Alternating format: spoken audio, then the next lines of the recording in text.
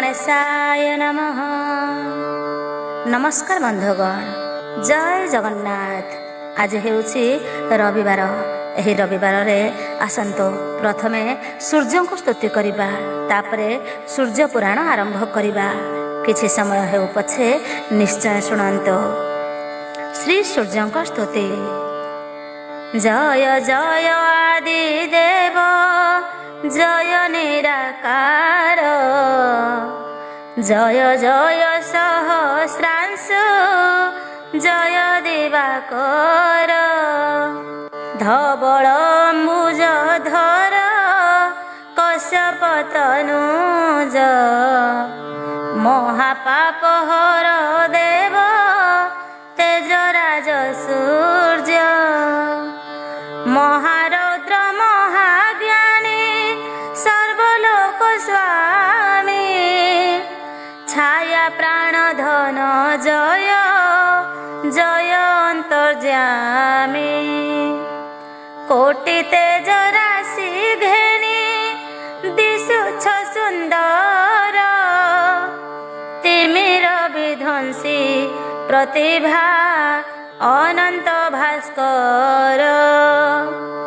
वनज कुसुम सम, श्रीअंग सुषमा, स्वतः प्रदीप्त तनु, नाही ता उपमा, कंठे हार कर्णे स्वर्ण, कुंडल शोभित, बहु अछि कुंडलरु अमृत निरत, जय देव देव जय, आदित्य हृदय, जय जय नारायण, जय मृत्युंजय, जय मारकंड सर्व रोगनाशकारी, प्रणति जनर हृदय पापतापहारी, जय दिनेश पद्मेश, सुरेश हृदेश, कि वर्णे विरूप राशि, अनंत शेष, लोहित स्यंदनाधि, ग्रह कुलपति, विरंची नारायण हे, घेनम विपत्ति, जय कोणार्क बिहारी, अर्कर विभानु, जय दीननाथ जय, कश्यपंक सूनु, रविवार एकादशी, रवि नारायण, नामे ख्यात चराचरे, पसंती शरण, जोग कल्पा छाया माया, हृदय ईश्वर, कल्याणकारी तुमे सदा जीव जगतर, श्री कृष्ण नंदन शंभो, निश्चल भक्ति, करि महाकुष्ठ रोगु, होइले मुक्ति, उदयाचल बिहारी, घेनम आरती, दीनबंधु स्थावर हे, जंगम विभूति, जय शरण रक्षण, अगतिर गति, तव पाद पद्मे रहु, निश्चले ममति, अप्रेमय विश्व ज्योति, रवि नारायण, पातकी शेखर मुहि, घेन हे शरण, जनाए विनय भरे, प्रभु मो प्रणति, संसार कसणु मोते, दिय सदगति, तोहि माता तोहि पिता, तुहि सहोदर अवधतन जमुहि घेन नमस्कार। एबे आसंतु शुणिबा सूर्य पुराण त्रयोविंश अध्याय। आजिर विषय रही राजा मानक सहित बलासों युद्धारंभ ओ अभिक्षित मुक्ति। पार्वती उवाच भक्ति भरे देवी शिव पादे मथा देई विनय कहती शुण आहे प्राण साई।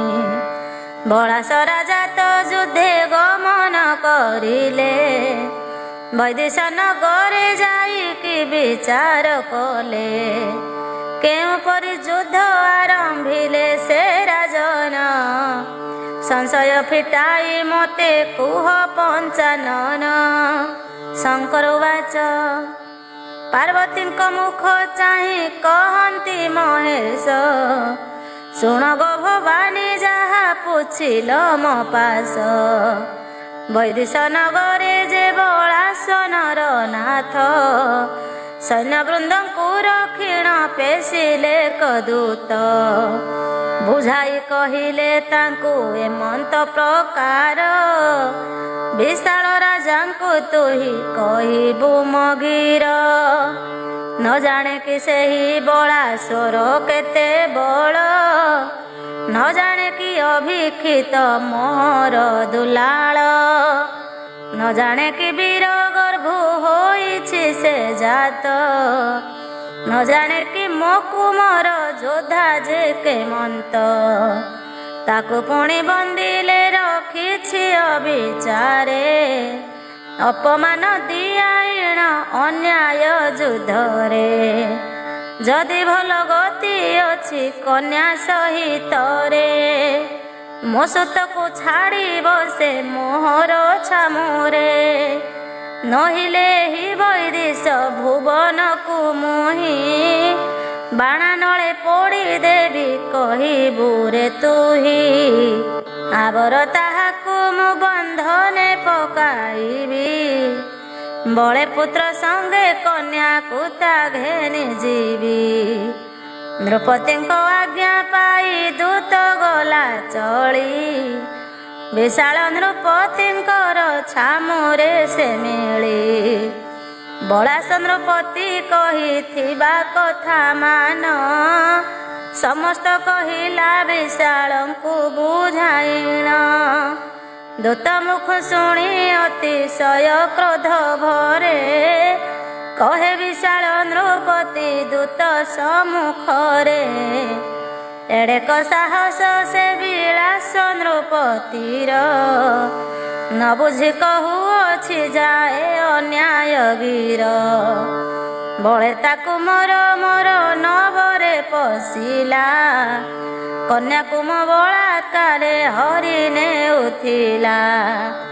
सेही अपराधे से रहिछि बंदी घरे बलास पेशिछि तोते लाज नाही किरे। दूतपणे आसीछु तुआरे रे नीलजा एबे कह जा ताहाकु जे तोहर राजा। जेबे मरिबाकु इच्छा करिअछि सेही मोर संगे युद्ध करू अलगा न होई। तहु बलासर दूत फेरिण होइला विशाल कहिबा कथा राजा को कहिला। शुणी महाक्रोध हेले बलास राजन सैन्य को चाहे से आज्ञा देले कहेसन शीघ्र ए नगर भांग न करी विजय।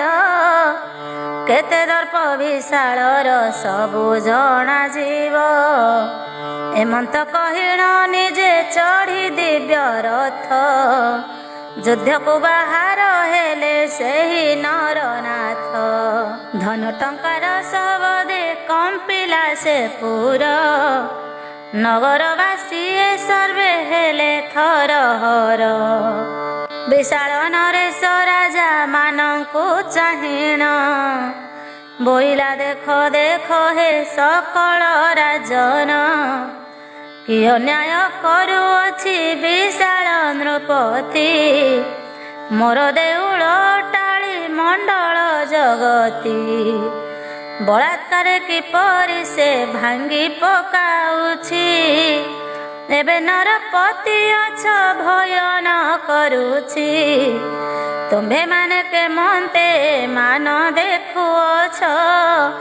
ମନ ମଧ୍ୟରେ କାହାରି କଷ୍ଟ ନ ସହୁଛ।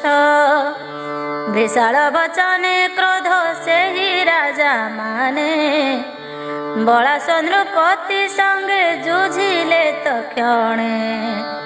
ଅତି ବଳିଷ୍ଠ ଅଟଇ ବଳାସ ନୃପତି। ବିଚିତ୍ର ଶ୍ରମର ଜାଣେ ନ କରଇ ଭୀତି। ଏକାବେଳେ ବହୁ ସର ଧନୁରେ ସନ୍ଧିଲା।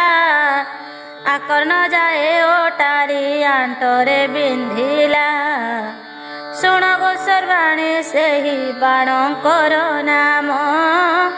ଯେଉଁ ଯେଉଁ ଅସ୍ତ୍ରେ ରାଜା କଲା କ ସଂଗ୍ରାମ। ପର୍ବତାସ୍ତ୍ର ମେଘାସ୍ତ୍ର ଯେ ଅଗ୍ନି ଅସ୍ତ୍ର ଜାଣ। ନାଗ ଫାସ ଅସ୍ତ୍ର ଗରୁଡ଼ାସ୍ତ୍ର ନାମେ ବାଣ। ଜ୍ୱାଳା ବଳି ଅସ୍ତ୍ର ହେ ସୁକାନ୍ତ ନାମେ ଅସ୍ତ୍ର। 50 ମୁଦ୍ଗର ଗଦା ଖଡ଼ଗ ବିଚିତ୍ର। ତୋମର ଭାଲ କୁନ୍ତ ଯେ ଶକତି କୁଠାର। 16 ଛେଲ କୁଳିସାଦି ଏହି ପ୍ରକାର। ବିନ୍ଧିଲା ବିବିଧ ବାଣ ରାଜାଙ୍କ ଉପରେ। ତିଳେ ହେଲେ ଭୟ ନ କରିଣ ମାନସରେ। ରାଜା ମାନଙ୍କର ହାତ କାଟି ଧନୁସର। ବାଣେ ଜର୍ଜରିତ କଲା ରାଜାଙ୍କ ଶରୀର। ପ୍ରମତ୍ତ ସିଂହ ପରାୟ କରି ଗରଜନ। 10 ଦିଗ ସର ଜାଳେ କଲା କ ଆଚ୍ଛନ୍ନ। ନାସିଲା ସେ ଅସଗଜ ପଦାତି ମାନଙ୍କୁ। ଚୂନା କରି ପକାଇଲା ସବୁରି ରଥକୁ। ସାରଥୀ ମାନଙ୍କ ମୁଣ୍ଡ ଖଣ୍ଡ ଖଣ୍ଡ କଲା। ନୃପତି ମାନଙ୍କ ମନେ ମହାଭୟ ଦେଲା। ଯୁଦ୍ଧ ଛାଡ଼ି ପଳାଇଲେ ସକଳ ନରେଶ। ଶରଣ ପଶିଲେ ଆସି ସେ ବୈଷୟିଷ। ଅବିକ୍ଷିତକୁ ବନ୍ଦୀରୁ ଆଣିଲେ ବନ। ନିଜ କନ୍ୟା ସହିତରେ କଲେ ସମର୍ପଣ। ବୁଦ୍ଧି କହିଲେ ହେ ବସ୍ତ୍ର ତୁମ୍ଭେ ଗୁଣବନ୍ତ। ତୁମ୍ଭକୁ ମୋ କନ୍ୟା ଗୋଟି କଲଇ ପ୍ରଦତ୍ତ। ବିଶାଳ ରାଜାର ବାଣୀ ଶୁଣି ଅବିକ୍ଷିତ। ବୋଇଲେ ବିନୟ ଭାବେ ଆହେ ନରନାଥ। ମୋହିତ ନୁହଁଇ ବୀର ଅଟେ କା ପୁରୁଷ। ଏ କନ୍ୟାକୁ ଦାନ କର ହେ ନରେଶ। ଏ ରାଜକୁମାର ସାକ୍ଷାତରେ ଯେଣୁ ମୋହି। ତୁମ୍ଭ ଭୁବନରେ ଯେ ରହିଲି ବନ୍ଦୀ ହୋଇ। ଏଣୁ ନିୟମ କରିଣ କହୁଅଛି ସତ୍ୟ। ଏ ପିଣ୍ଡରେ ପ୍ରାଣ ଥିବ ଯେ ଦିନ ପର୍ଯ୍ୟନ୍ତ। ସ୍ତ୍ରୀ ଅଙ୍ଗ କଦାପି ମୁଁ ଆଉ ନ ଛୁଇଁବି। ସ୍ତ୍ରୀ ଅଙ୍ଗ ଛୁଇଁ ହେଲି ଏବେ ପରା ଭବି। ରାଜକୁମାର ମୁଖରୁ ଶୁଣି ବଚନ। ଅତି ଆନନ୍ଦିତ ହେଲେ ବିଶାଳ ଜନ। କନ୍ୟାକୁ କହିଲେ ଯେ ମାକିସ ଇଚ୍ଛା ତୋର। ନିୟମ କରିଣ କହେ ଏ ରାଜକୁମାର। ଆନ ରାଜପୁତ୍ରେ ବିବାହ ହୋଇବୁ କି ତୁହି। ଶୁଣି ମହାକ୍ରୋଧ ଭରେ ସେ କନ୍ୟା କହି। ଆହେ ପିତା ତୁମ୍ଭେ ହା କହ କାହିଁ ପାଇଁ। ଅବିକ୍ଷିତ ମୋର ପତି ତାଙ୍କ ଦାସୀ ମୋହି। ତାଙ୍କର ଚରଣେ ସେବା ମୋର ସବୁ ଧର୍ମ। କିମ୍ପାଇଁ ବହିବି ମୋହି ଦୋଚାରୁଣୀ ନାମ। प्रथमे जणे तो मोर धरी अछि हाथ आनकु किपरि देव कहुछ हे तात जदि अभिक्षित मते करी बेटी त्याग बनवासिनी होइबि आहे महाभाग पछके पिंडरु मु पराण छाड़िबि अन्य पुरुषंगकु केबे न छुईबि हेमंत कहिण कन्या तो चली गला राजपुत्र अभिक्षित पासे प्रवेशिला विनय बोइला शुण आहे प्राणनाथ वृथा अभिमान किंपा कर हे मंत एकाकी समस्त राजा मानकु जिणिल देवता वृंद मध्यरे प्रशंसा पाइल एबे केने कहुअछ एड़े नीच कथा शुणिला बेलु मो मन लागे महाव्यथा निज पत्नी की अन्य को दान करुअछ भविष्यत को कीर्ति किंपा रजुछ शुणिले संसार लोके की बोली बोलिबे शुणी राजा माने परिहास ही करिबे अभिक्षित बोले शुण आहे राजसुता मो आशा छाड़ी आनंदे भजन्य चिंता जहा मु कहूछि ताहा न होइब आन केबे हे मन कहई असत्य वचन राजकन्या बोले मते जदि दोषरे त्याग कर नाथ पिता मातांक पासरे न रहिबि होइबि मु अरण्यवासिनी अनाहारे निश्चय प्राण देवी गुणमणि एही कथा सत्य सत्य अटई मोहर न चाहिबि मुख आउ अन्य पुरुषर दोचारुणी बोली मते न मण आपण आज जाए कही नाही असत्य वचन हेमंत कहिण राज कन्या हेला तुनी दुख प्रकाशिले शुणी ता पिता जननी बଳାସ पुत्र को जेते प्रबोधि कहिले आउ राजा माने आसी जेते बुझाइले काहारी कथा को मोर कर्णे न शुणिला बଳାସ राजांक मने महा चिंता हेला विशाल राजांक ठारू हेले से मेलाणी निज पुत्र को बଳାସ वीर नृपमणि संगे घेनी निज देशे प्रवेश होइले पार्वती आगे हा शंकर कहिले इति श्री सूर्य पुराणे शिव उमा संवादे अभिक्षितर बंदी मोचन कथनम नाम त्रयोविंश अध्याय। चतुर्विंश अध्याय राजकन्या वैशालिनी वनवास कथा। पार्वती उवाच शिवंक चरणे शिवा नमीण कहन्ति एथु अन्ते जा घटिला कुह पशुपति केउ परि वैशालिनी वनवास गला घोर बने रहीण से पुणी किस कला ताहा विस्तार करिण आज्ञा हेउ मोते शुणिबाकु श्रद्धा बळिछि मोर चित्ते।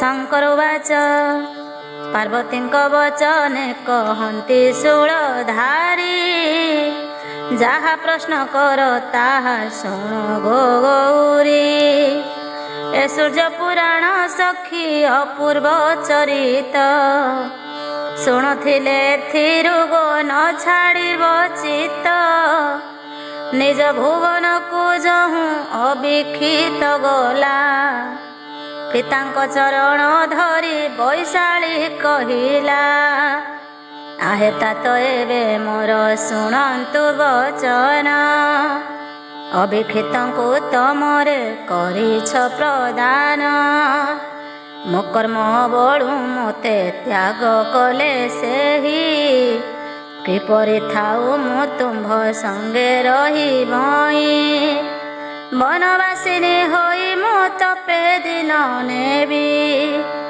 ଅନାହାରେ ରହି ଜୀବନ ହରାଇବି ବିଦାୟ ଦିଅ ହେ ପିତା ସୁଚିତରେ ମୋତେ ତୁମ୍ଭ ଅନୁମତି ବିନା ଯିବି ମୁଁ କେମନ୍ତେ କନ୍ୟାର ବଚନ ଶୁଣି ବିଶାଳ ରାଜନ ନିସ୍ତବ୍ଧ ହୋଇଲେ କହି ନ ପାରି ବଚନ ପୁରବାସୀ ଶୁଣନ୍ତେ ହାୟ ହାୟ କଲେ ସେହି କନ୍ୟାର ଯେତେକ ସଖୀ ଗଣ ଥିଲେ ଅନ୍ତପୁରେ ସେ ସକଳ ଧାଇଣ ହୋଇଲେ ମହାଶୋକ ଭୋର ହୋଇ ବିକଳ ହୋଇଲେ ବୈଶାଳିନୀ ପାଶରେ ହୋଇଲେ ପରବେଶ ତାହାକୁ ଚାହିଁଣ ସର୍ବେ କହିଲେ ଭାସ ଆଗ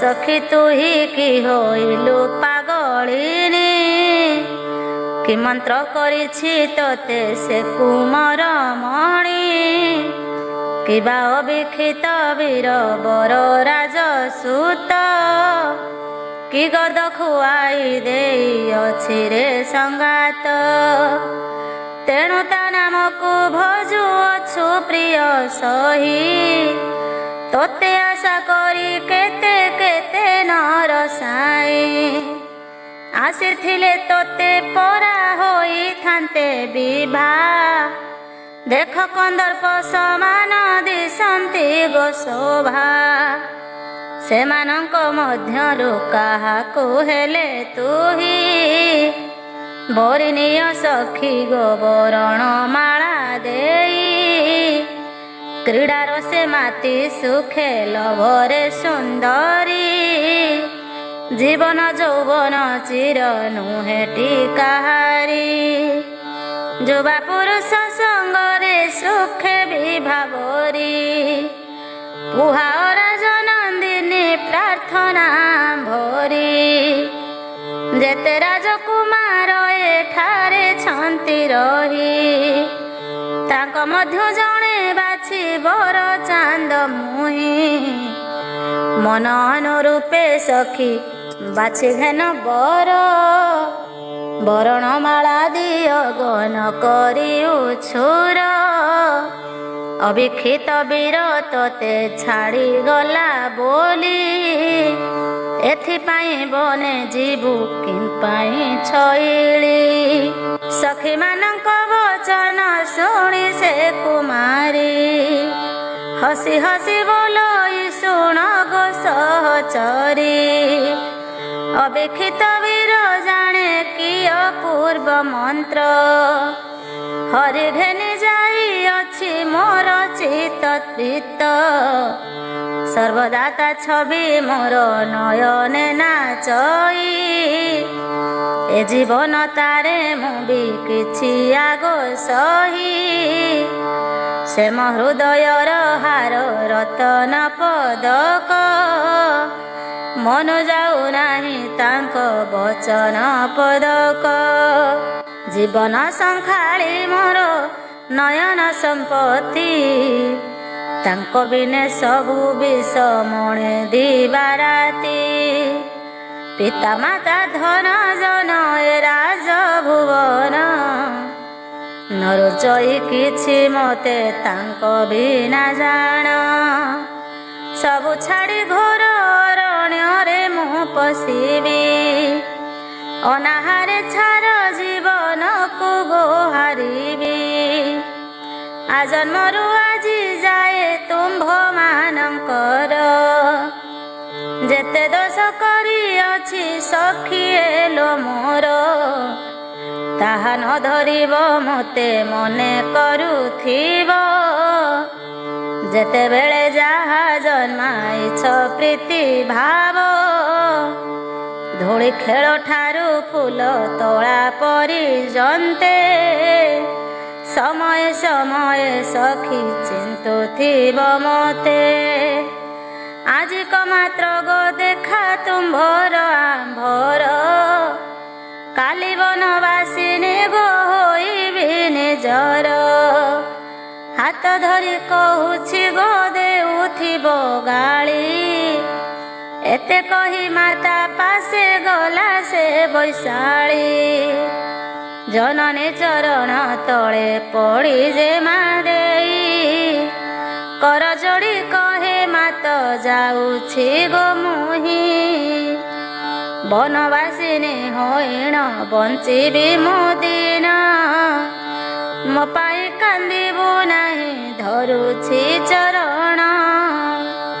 ତାହା ସିନା ଭୁଞ୍ଜିବି ମୁଁ ଯାହା ଅରଜିଛି, କେଆନ କରିବ ଯାହା କର୍ମେ ଲେଖା ଅଛି।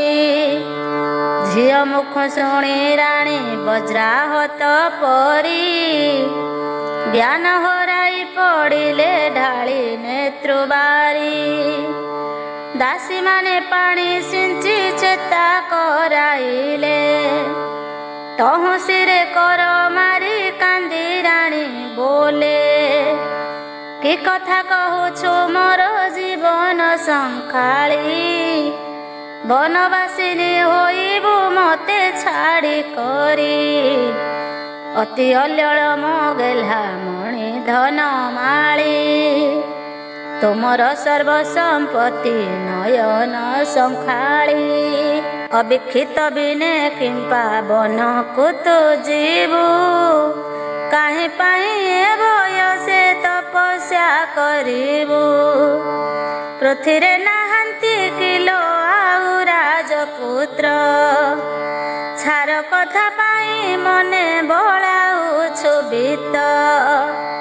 ରୁଚେ ନାହିଁ ତୋତେ ସରଲ ବଣି ମିଠାଇ, କେମନ୍ତେ ରହିବୁ ବନେ ଫଳ ମୂଳ ଖାଇ।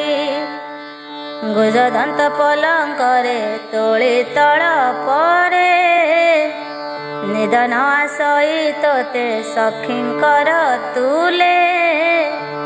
କେନେ ଭୂମି ଶଯ୍ୟାରେ ତୁ କରିବୁ ଶୟନ, କି ବିଚାରି ବନକୁ ଯିବାକୁ କରୁ ମନ।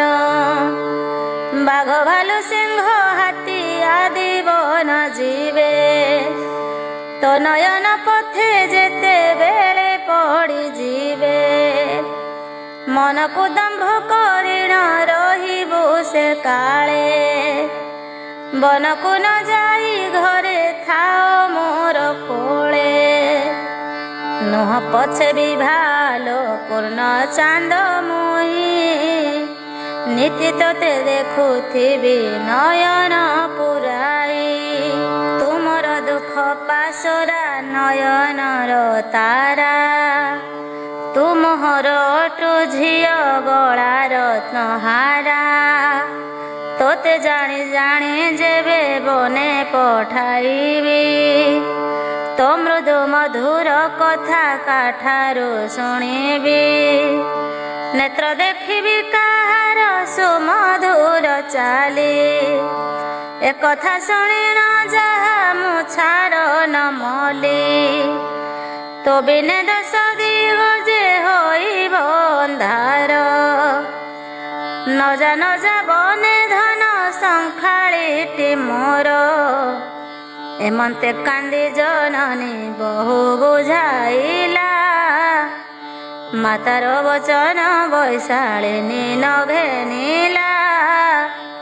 ପିତା ମଧ୍ୟ ଆସି ତାକୁ ବୁଝାଇଲେ ଯେତେ, ନ ବୁଝିଲା ବୈଶାଳିନୀ ତାହା କଦାଚିତେ। ପ୍ରିୟ ସଜନୀ ମାନଙ୍କ ନିବେଦନ ବାଣୀ, ନ ଶୁଣଇ କେବେ ତାରା ଯେ ମାମଣି। ଲୋଭ ମୋହ ମନ ତାର ପରିତ୍ୟାଗ କଲା, ତପସ୍ୱିନୀ ହୋଇ ଘୋର ଅରଣ୍ୟ ରହିଲା। ନିଦ୍ରାହାର ତେଜିଣ ତପସ୍ୟା ସେ କଲା, କିଛି ଦିନ ତାହାର ବୈରାଗ୍ୟ ଜନମିଲା।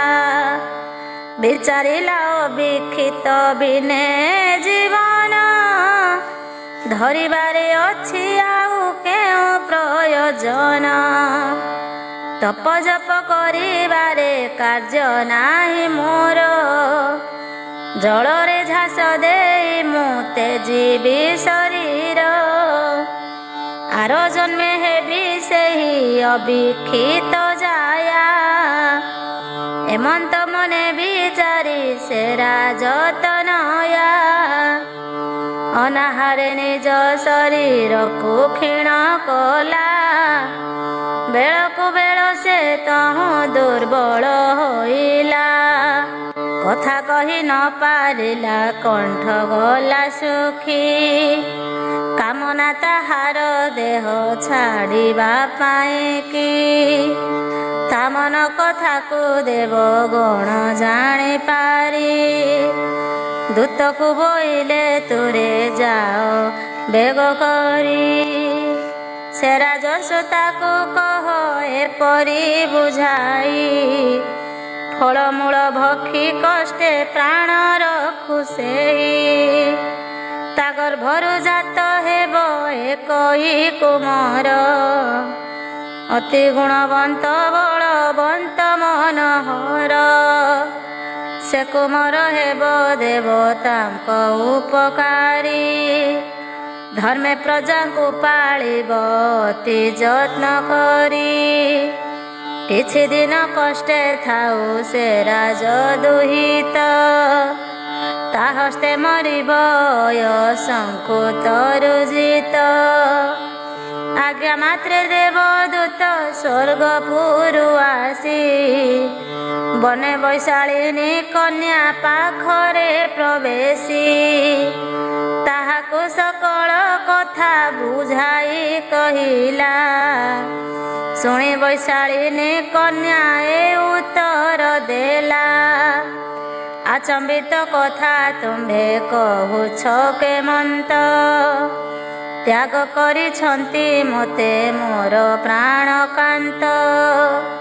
କିପରି ମୋ ଗର୍ଭୁ ଜାତ ହୋଇବ ସନ୍ତାନ।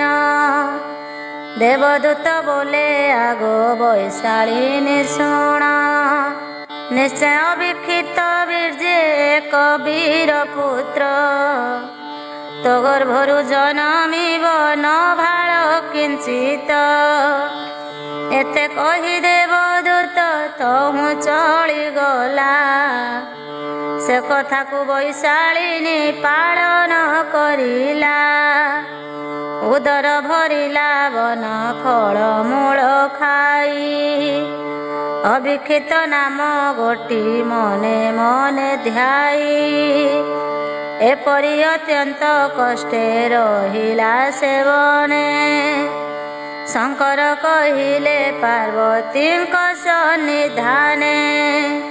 ଇତି ଶ୍ରୀ ସୂର୍ଯ୍ୟପୁରାଣେ ଶିବ ଉମା ସମ୍ବାଦେ ରାଜକନ୍ୟା ବୈଶାଳିନୀ ବନବାସ କଥନମ୍ ନାମ ଚତୁର୍ବିଂଶ ଅଧ୍ୟାୟ। ପଞ୍ଚବିଂଶ ଅଧ୍ୟାୟ ବୀରା ରାଣୀଙ୍କର କିମିଛିକ ବ୍ରତ। ପାର୍ବତୀ ଉବାଚ, କହନ୍ତି ଗୌରୀ ଶୁଣ ଆହେ ତ୍ରିଲୋଚନ। ଏଥୁ ଅନ୍ତେ କିସ ପ୍ରଭୁ ହୋଇଲା ଘଟଣା। ଯାହା କହିଲ ଅମୃତ ସମ ସେହି ବାଣୀ, ଆଜି କୃତାର୍ଥ ହୋଇଲି ତାହା ସବୁ ଶୁଣି।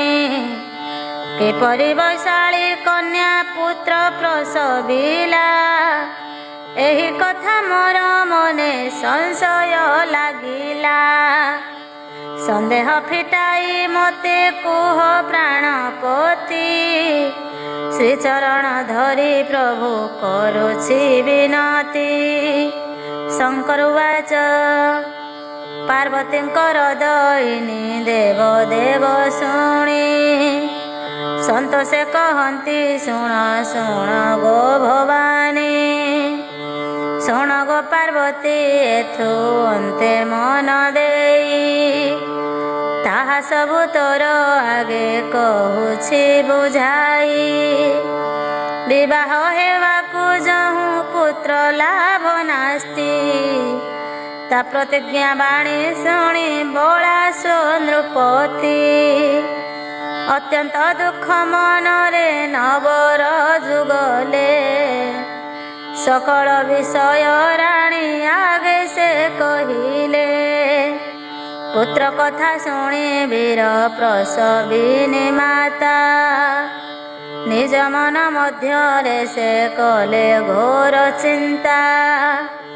ଏକ ଦିନେ କୁଳ ପୁରୋହିତଙ୍କୁ ଡକାଇ ପଚାରିଲେ ତାଙ୍କୁ ହୋଇ ଅତ୍ୟନ୍ତ ବିନୟୀ।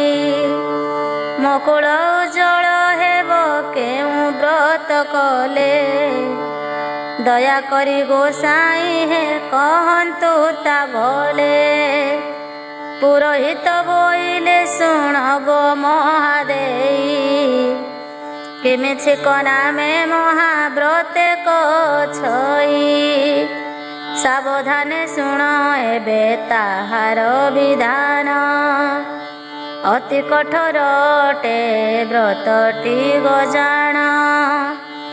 ଯେଦିନ ରହି ବ୍ରତଟି ଆରମ୍ଭ କରିବ। ତାର ପୂର୍ବ ଦିବସ ବିଷ କରିଥିବ। ବ୍ରତାରମ୍ଭ ଦିନ ପ୍ରାତ କାଳରୁ ଉଠିଣ। ନିତ୍ୟକର୍ମ ବିଧି ଶେଷ କରିବ ବହନ। ନିର୍ମଳ ସ୍ଥାନରେ କୁବେରକୁ ଆରାଧିବ। ପୁଣି ନିଧି ଗଣ ନିଧି ପାଳଙ୍କୁ ତୋଷିବ। ତାଙ୍କ ସଙ୍ଗେ ସଙ୍ଗେ ଲକ୍ଷ୍ମୀ ଦେବୀଙ୍କୁ ପୂଜିବ। ଇନ୍ଦ୍ରିୟ ଦମନ କରି ଉପବାସେ ଥିବ। ତାର ପରଦିନ ସେହି ବ୍ରତକୁ ବୁଝାଇ। ହରସ ମନରେ ଥିବ ଈଶ୍ୱରଙ୍କୁ ଧ୍ୟାଇ। ସେ ସମୟ ଯେହୁ ଯାହା ମାଗିବ ଆସିଣ। ଅବିଳମ୍ବେ ଦେବତାକୁ ହୋଇ ହୃଷ୍ଟ ମନ। ବ୍ରାହ୍ମଣଙ୍କୁ ଧନ ଦେଇ କରାଇବ ତୋଷ। ଅତିଥି ପୂଜାରେ ନ କରିବଟି ଅଳସ। ଶୁଣି ରାଣୀ ଅତିଶୟ ହରଷିତ ହେଲେ। ନୃପତିଙ୍କ ଆଗେ ବ୍ରତ ବିଧାନ କହିଲେ। ଅଧେ ଧନ ଭଣ୍ଡାରରୁ ଦେଲେ ନରସାଇଁ। ପୁଣି ରାଣୀ ବୋଇଲେ ଯେ ପୁତ୍ରକୁ ଡକାଇ। ଶୁଣ ଆରେ ପୁତ୍ର ମଣି ମୋହର ବଚନ। ଏକ ବ୍ରତ ଆରମ୍ଭ କରିବି ଭାଳେ ମନ। ଅଧେ ଧନ ଦେଇଛନ୍ତି ପିଅର ତୋହର। କାଲି ସେହି ବ୍ରତ ମୁହିଁ କରିବି କୁମର। କେମିତି ନାମ ତାର ଅତ୍ୟନ୍ତ କଠୋର। ତୁ କିଛି ସାହା ହେବୁ କି ଅବିକ୍ଷିତ ମୋର। ଶୁଣି ଅବିକ୍ଷିତ ବୋଲେ ତୁମ୍ଭରି କୃପାରେ। ସହାୟ ହୋଇବି ମାତ ନ ଭାଳ ମନରେ। ଯାହା ଆଜ୍ଞା ହେବ ତାହା କରିବି ଅବଶ୍ୟ। ସତ୍ୟ ସତ୍ୟ ସତ୍ୟ ଜାଣ ଏ ମୋହର ଭାଷ। ରାଣୀ ବୋଲେ ଦ୍ୱାରରେ ତୁ ଜଗି ବସିଥିବୁ। ମୁଁ ଯାହା କହୁଛି ପୁତ୍ର ନିଶ୍ଚୟ ପାଳିବୁ। ବ୍ରାହ୍ମଣ ଠାରୁ ଚଣ୍ଡାଳ ପର୍ଯ୍ୟନ୍ତରେ ଧନ। ଯେହୁ ଆସି ଯାହା ଯାହା ମାଗିବ ବହନ। ତାହାକୁ ଦାନ କରିବୁ ନ କରିବୁ ହେଳା। ଯେପରି ସେମାନେ ଫେରି ନ ଯିବେ ରେ ବଳା। ନିରାଶେ ଗଲେ ସେ କାଳେ ବ୍ରତେ ବାଧା ହେବ। ସମସ୍ତ କର୍ମ ମୋହର ବିଫଳ ହୋଇବ। ଜନନୀ ଆଜ୍ଞା ପାଇଣ ଅବିକ୍ଷିତ ବୀର। ତହୁଁ ଚଳିଗଲା ହୋଇ ଆନନ୍ଦ ପାର। ମହାରାଣୀ କିମି ଛକ ବ୍ରତ ଆରମ୍ଭିଲେ। ଏଥୁ ଅନ୍ତେ ଯାହା ହେଲା ଶୁଣ ଉମା ଭଲେ। ବୟୋବୃଦ୍ଧ ମନ୍ତ୍ରୀ ମାନେ ନୃପତିଙ୍କ ପାଶେ ପ୍ରବେଶ ହୋଇ କହିଲେ ଅତ୍ୟନ୍ତ ବିଶ୍ୱାସେ, ଆହେ ନରନାଥ ତୁମ୍ଭେ ବେ ବୃଦ୍ଧ ହେଲ, କେହ୍ନେ କୁଳ ରକ୍ଷା ହେବ ବିଚାର ନ କଲ। ତୁମ୍ଭ ଅନ୍ତେ ରାଜ୍ୟ ସିନା ଅରାଜକ ହେବ, ଏମନ୍ତ କହିଲେ ପାତ୍ର ମନ୍ତ୍ରୀ ମିଳି ସର୍ବ। ଅପୁତ୍ରିକ ହୋଇ ନ ରହିଲେ ଅବିକ୍ଷିତ, ପତ୍ନୀ ତ୍ୟାଗ କରି ବ୍ରହ୍ମଚାରୀ ହେଲେ ସେତ। ଏଣୁ କହୁଅଛି ଆହେ ବଳାସ ନୃପତି, କି ବିଚାର ତୁମ୍ଭର ହୋଇ ଏଥି ପ୍ରତି। ସେମାନଙ୍କ କଥା ଶୁଣି ତହୁଁ ନର ରାଣ, କିଛି ନ କହି ଉଠି ନ ଗଲେ କବହନ। ବ୍ରତ ଉଦ୍ଯାପନ ସମୟରେ ରାଣୀ ପାଶ, ଭେଟ ହେଲେ ମନ୍ତ୍ରୀ ବାକ୍ୟ ରହିଛି ମାନସ। ଦ୍ୱାରେ ଅବିକ୍ଷିତ ବୀର କହେ ଉଚ୍ଚେ ବାଣୀ, ଯେହୁ ଯା ମାଗିବ ତା ମୁଁ ଦେବ ଏ କ୍ଷଣି। କେହୁ ଧନ ରତ୍ନ ଭୂମି ମାଗିଲା ସେଠାରେ, କେହୁ ଅନ୍ନ ବସ୍ତ୍ର ମାଗେ କୁମର ପାଶରେ। କେହୁ ଗାଭି କେହୁ ସ୍ୱର୍ଣ୍ଣ ମାଗିଲା କତହିଁ, ସ୍ୱହସ୍ତରେ ଅବିକ୍ଷିତ ଦାନ କରୁଥାଇ। ଏହି କାଳେ ନୃପତି ହୋଇଲେ ଉପସ୍ଥିତ, ବୋଇଲେ କିଛି ମୁଁ ମାଗି ବଇଆରେ ସୁତ। ଦେଇପାରିବୁ କି ନାହିଁ କହ ବେଗ କରି, ତହୁଁ ଅବିକ୍ଷିତ କହେ ମାନସ ବିଚାରି। କି ମାଗୁଛ ମାଗ ତା ତ ନିଶ୍ଚୟ ଦେବି ମୁହିଁ, ଏମନ୍ତ ଶୁଣି ବୋଇଲେ ତହିଁ ନର ସାଇଁ। ମୋତେ ଏଇ ପୁତ୍ର ଦାନ କର ରେ କୁମର, ସେହି ଜନ୍ମ ହୋଇଥିବ ଔରସରେ ତୋର। ଅବିକ୍ଷିତ ବୋଲେ ବ୍ରହ୍ମଚାରୀ ମୁଁ ଅଟଇ, ମୋ ପକ୍ଷେ କଥା ଅତି ବିଚିତ୍ର ଅଟଇ। କେଉଁପରି ତୁମ୍ଭଙ୍କୁ କରିବି ପୁତ୍ର ଦାନ, ଏହା ନ କଲେ ମୋହର ହେବ ସତ୍ୟ ଭଗ୍ନ। ହେତା ତ ଯାହା କହିଲ ପାଳିବି ନିଶ୍ଚୟ, ଏମନ୍ତ ମନେ ଯେ ଭାଳି ସେ ରାଜତନୟ।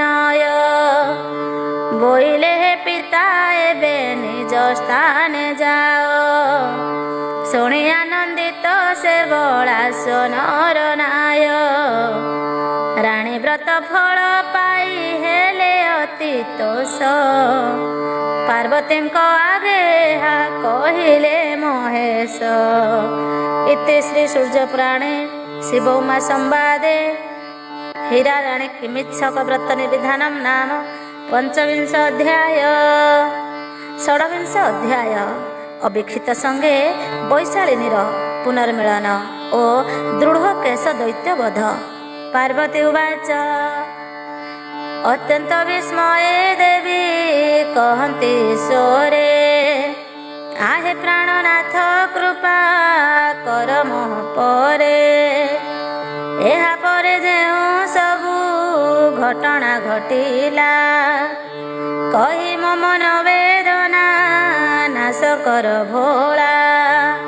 ଶଙ୍କର ଉବାଚ ପ୍ରାଣପ୍ରିୟାଙ୍କ ବଚନ ଶୁଣି ପଶୁପତି, ହସ ହସ ହୋଇ ପ୍ରେମାନନ୍ଦେ କହୁଛନ୍ତି, ଶୁଣ ଗୋ ଭବାନୀ ଏବେ ଥୁ ଅନନ୍ତରେ। ବୁଝାଇ କହି ଦେଉଛି ସଖିତ ଆଗରେ, ଏକ ଦିନେ ଅବିକ୍ଷିତ ମୃଗୟାକୁ ଗଲା। ଧନୁ ଧରି ଏକାକୀ ସେ ଅରଣ୍ୟ ପଶିଲା, କୌତୁକେ ମୃଗ ବ୍ୟାଘ୍ର ପରାହ ମାଇଲା। ନିର୍ଭୟ ହୋଇଣ ବିଚରଣ କରୁଥିଲା, ଶୁଣିଲା ଏ କାଳେ ସ୍ତ୍ରୀ ରୋଦନ ଶବଦ, ଭୟ କାତର ହୋଇ ସେ କରେ ଆର୍ତ୍ତନାଦ। କାହିଁ ଅଛ ହେ ରାଜନନ୍ଦନ, ବେଗେ ଆସି ଏଠୁ ମତେ କର ପରିତ୍ରାଣ। ଏହି କଥା ବାରମ୍ବାର ମୁଖେ ଉଚ୍ଚାରଇ, ଶୁଣି ଅବିକ୍ଷିତ କହେ କିଛି ଭୟ ନାହିଁ। ଯେ ବଣ ଦିଗରୁ ସେ ଶବଦ ଆସୁଥିଲା, ସେହି ଦିଗ ଅନୁସରି ଅବିକ୍ଷିତ ଗଲା। ଘୋର ବନେ ଦେଖିଲା ସେ ଏକଇ ରାକ୍ଷସ, ମହାଦୁଷ୍ଟ ସେ ଦାନବ ନାମ ଦୃଢ଼ କେଶ। ଏକଇ ନାରୀ କେଶକୁ ହସ୍ତେ ଧରିଅଛି, ଅତି ଉଚ୍ଚ ସେ କାମିନୀ ରୋଦନ କରୁଛି। ବୋଲୁଛି ହେ ବୀରବର ବଳାସ କୁମାର, ଏ ଅସୁର ହରିନିଏ ଭାର୍ଯ୍ୟାକୁ ତୁମ୍ଭର। ଏ ପାପୀ ହାତରୁ ମୋତେ ବେଗେ ତ୍ରାହି କର, ସଂସାରର ରାଜା ମାନେ ଯାହାର କିଙ୍କର। ଯାହାକୁ ଦେଖିଲେ ଭୟ କରନ୍ତି ବାସବ, ଯାହାକୁ ଡରନ୍ତି ମନେ ଚାରଣ ଗନ୍ଧର୍ବ। ଯାହାଙ୍କ ଆଗରୁ ଯକ୍ଷ ରକ୍ଷ ପଣ ପଣ, ମହାଭୟ ପାଇ ପଳାନ୍ତି ସେ ଛାଡ଼ି ରଣ।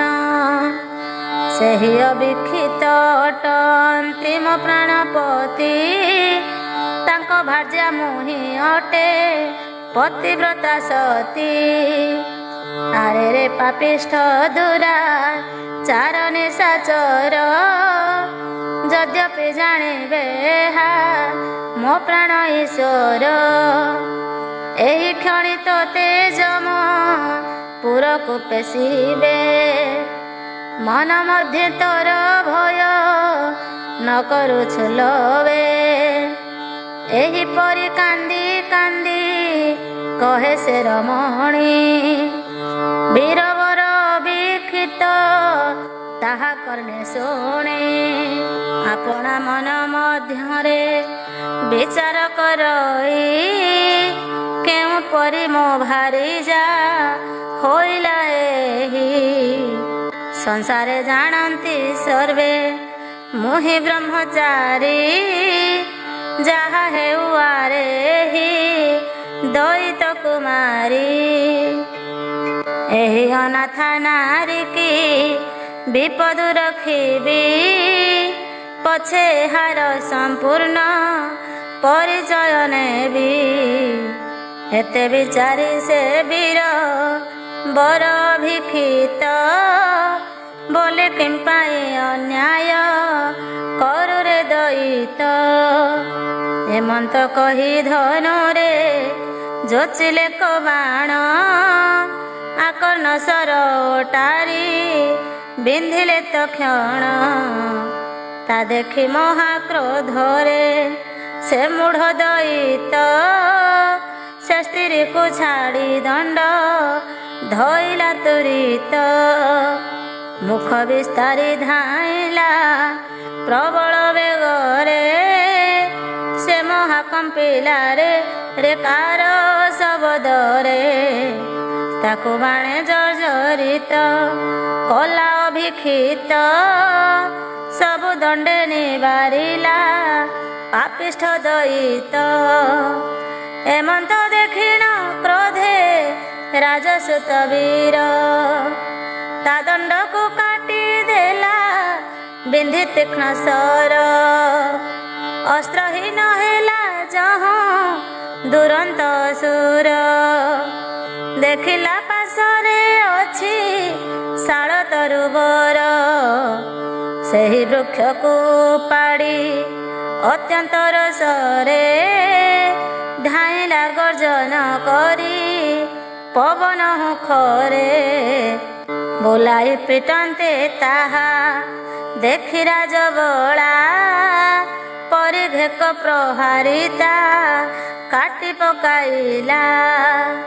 ତହୁଁ କପେ ନିଶାଚର ଏକ ଗିରି ଧରି ଅବିକ୍ଷିତ ଆଡ଼କୁ ପ୍ରହାରେ ବେଗ କରି। ତାହା ଦେଖି ଅବିକ୍ଷିତ ବଜ୍ରସର ମାରି କ୍ଷଣକ ଭିତରେ ଚୁନା କରିଦେଲା ଗିରି। ସେ ଉତ୍ତାରୁ ନିଶାଚର ମୁଷ୍ଟିକି ଉଞ୍ଚାଇ ଅଧର ଚାପି ଧଇଲା ରୋଷ ଭର ହୋଇ ଦିବ୍ୟ ଭାଲିଏ ମାଇଲା।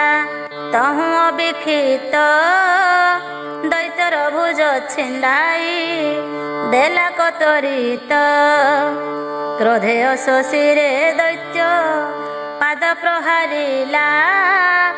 ମୁଣ୍ଡ ଘୁମାଇଣ ଭୂମିରେ ଲୋଟିଲା। ତା ଦେଖି ରାଜକୁମାର ପଛ ଘୁଞ୍ଚା ଦେଲା। ତୁଣିରୁ ବ୍ରହ୍ମଶରକୁ ଓଟାରି ଆଣିଲା।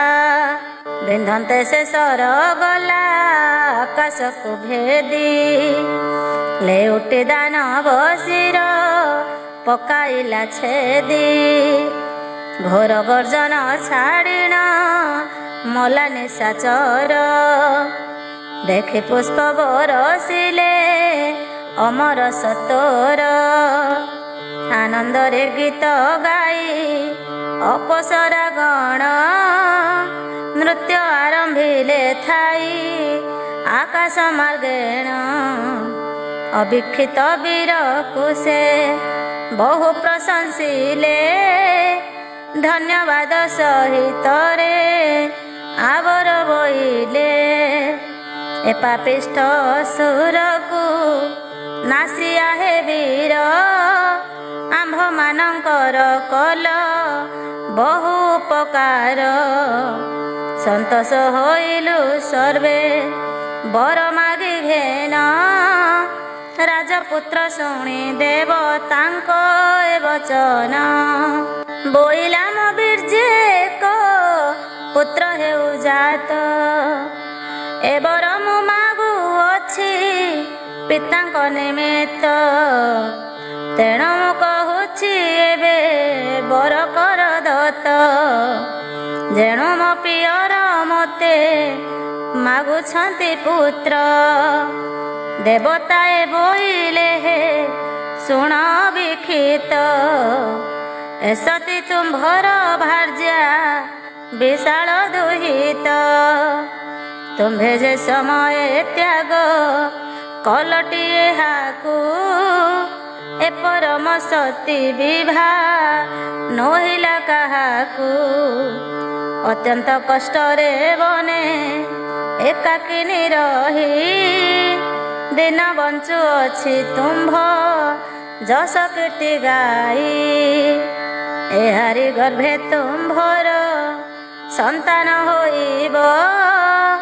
ସେ ପୁତ୍ର ମହିରେ ମହା ବୀର ବୋଲାଇବ। ସସାଗରା ପୃଥ୍ୱୀ ତାର ଆୟତେ ରହିବ।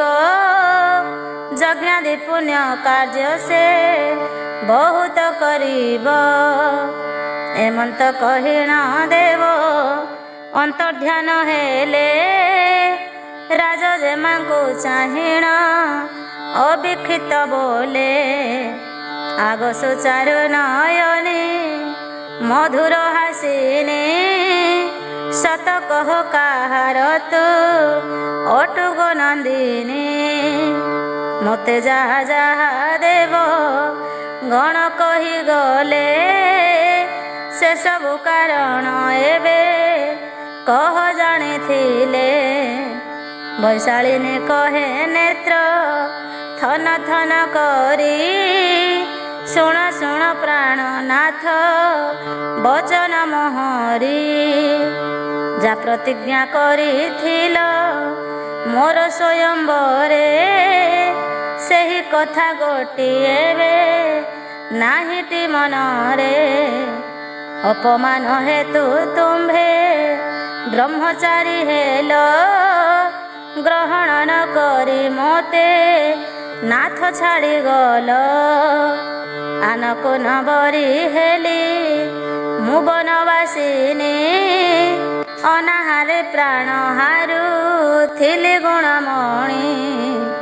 ଦେବଦୂତ ମୋତେ ହି କଥା ଗଲା କହି, ଆଉ କିଛି ଦିନ ଦୁଃଖ କଷ୍ଟ ଥାଅ ରହି। ନିଜ କାନ୍ତ ବୀର୍ଯ୍ୟ ତୋର ହୋଇବ ନନ୍ଦନ, ଏ ଆଶାରେ ଅଦ୍ୟାବଧି ରଖିଥିଲି ପ୍ରାଣ। କାଲିର ଚରିତ ଶୁଣ ବଡ଼ ଆଚମ୍ବିତ, ଭାଳି ବସିଥିଲି ମୁହିଁ ତୁମ୍ଭ ଗୁଣ କାନ୍ତ। ଦେଖିଲି ଫୁଟିଛି ଫୁଲ ଅଶୋକ ବୃକ୍ଷରେ, ସେହି ବୃକ୍ଷ ଶୋଭା ଦିଶେ ଅତ୍ୟନ୍ତ ପ୍ରଜାରେ। ଶ୍ରଦ୍ଧାରେ ସେ ଡାଳ ଧରି ଫୁଲ ମୁଁ ତୋଳିଲି, ଗଙ୍ଗା ଦେବୀଙ୍କୁ ପୂଜିବା ପାଇଁ ଚଳିଗଲି। ଜଳେ ପଶି ନାଥ ହେ ମୁଁ କରୁଥିଲି ସ୍ନାନ, ବୃଦ୍ଧ ନାଗେ ମତେ ଯେ କଲା ଆକ୍ରମଣ। ରସାତଳକୁ ସେ ବଳେ ଧରି ନେଇ ଗଲା, ନାଗ ନାଗୁଣୀ ମାନଙ୍କ ପାଖେ ଛାଡ଼ିଦେଲା। କେତେ ଯେ ଅଛନ୍ତି ତହିଁ ସୁନାର ନାଗୁଣୀ, ଗଣି ବସିଲେ ବା ତାକୁ କେ ପାରିବ ଜାଣି। ମୋର ଚାରି ପାଖକୁ ସେମାନେ ବେଢ଼ି ଗଲେ, କେ ନାଗୁଣୀ ଆସି ମୋତେ ପୂଜିଲା ହେ ଭଲେ। କେହି ନାଗୁଣୀ କରକୁ ଯୋଡ଼ି ସ୍ତୁତି କଲା, କେହି ଅତି ବିନୟରେ ବଚନ କହିଲା। କେ ବୋଇଲା ଗୋମାତ ତୁ ଆମ୍ଭମାନଙ୍କୁ, ଦୟା ଚିତ୍ତେ ତୁ ଚାହିଁବୁ ନଘେନି ଦୋଷକୁ। ତୋ ଗର୍ଭରୁ ଯେଉଁ ପୁତ୍ର ଜନ୍ମ ହୋଇବ, ଏହି ସର୍ପମାନଙ୍କର ଶତ୍ରୁ ସେହି ହେବ। ତାଠାରେ ଦୋଷୀ ହୋଇବେ ଜାଣ ଏହି ସର୍ପେ, ତୋ ପୁତ୍ରକୁ ବୁଝାଇ ଗୋ କହିବୁ ସମୀପେ। ଆମ୍ଭେମାନେ ତୋ ଚରଣେ ନେଉଛୁ ଶରଣ, ହେ ମାତ ରକ୍ଷା କରିବୁ ତୁଏ ନାଗଗଣ। ଏହା କହି ବହୁ ଅଳଙ୍କାର ବସ୍ତ୍ରମାନ, ଆବର ଦେଲେ ଯେ ମୋତେ କୁସୁମ ଚନ୍ଦନ। ପୁଣି ବୃଦ୍ଧ ନାଗ ଯେଉଁଠାରୁ ନେଇଥିଲା, ସେହିଠାରେ ମୋତେ ଆଣି ଛାଡ଼ି ଦେଇ ଗଲା। ସେ ଦୁଷ୍ଟ ରାକ୍ଷସ ମୋତେ ଦେଖି ଲୋଭ ଚିତ୍ତେ, ବଳେ ହରି ନେଉଥିଲା ତୁମ୍ଭ ସାକ୍ଷାତେ। ତାକୁ ଏବେ ତୁମ୍ଭେ ବଧି ମୋତେ ରକ୍ଷା କଲ, ଯୁଗ ଯୁଗକୁ ଏ କୀର୍ତ୍ତି ଭବେ ଉଡ଼ାଇଲ। ଏପରି ସେ ଅବିକ୍ଷିତ ଆଗେ ରାଜସୂତା, କହିଗଲା ତାର ସବୁ ଅନୁଭବ କଥା। इति श्री सूर्य पुराणे शिव उमा संवादे दृढ़ केशी दैत्यबध कथने नाम 26 अध्याय।